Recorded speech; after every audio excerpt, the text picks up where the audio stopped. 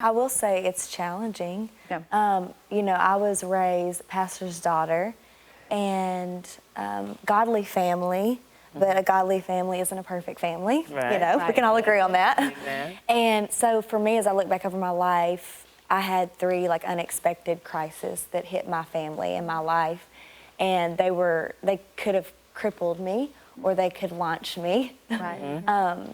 But the first one, it was the unexpected crisis of divorce. So my family, all I ever knew was just this godly, I never saw my parents fight.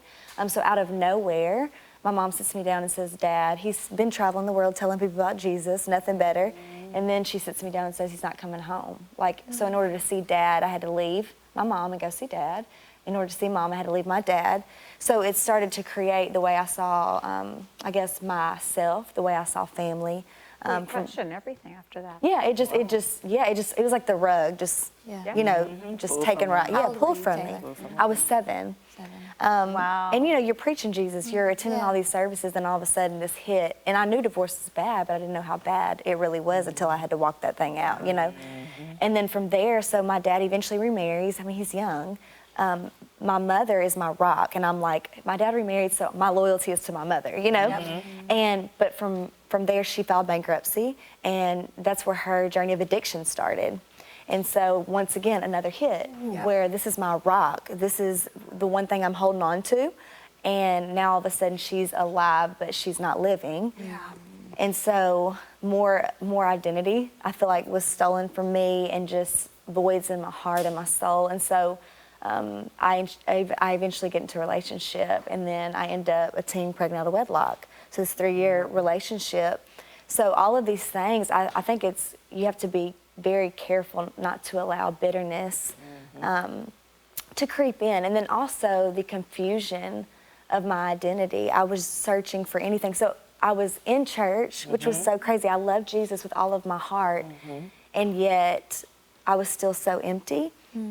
And so for me, I guess just practical tools that I learned from that, though, was the importance of, as we talked about earlier, was community for me, because I couldn't see my future. There was no hope for my future. But other people saw it for me, and so other people fought for me, fought on my behalf. They spoke into my life words of truth whenever all I could hear were lies. And obviously through prayer, I mean, prayer was an anchor. You know, it paved the way, I think, to my future. Surrendering it all over and over and over and over again, because I continued to want to go back, actually, because going back was comfortable. It's all I knew. But leaving everything behind and moving forward, it was a faith journey. But I had to renew my mind daily. You know?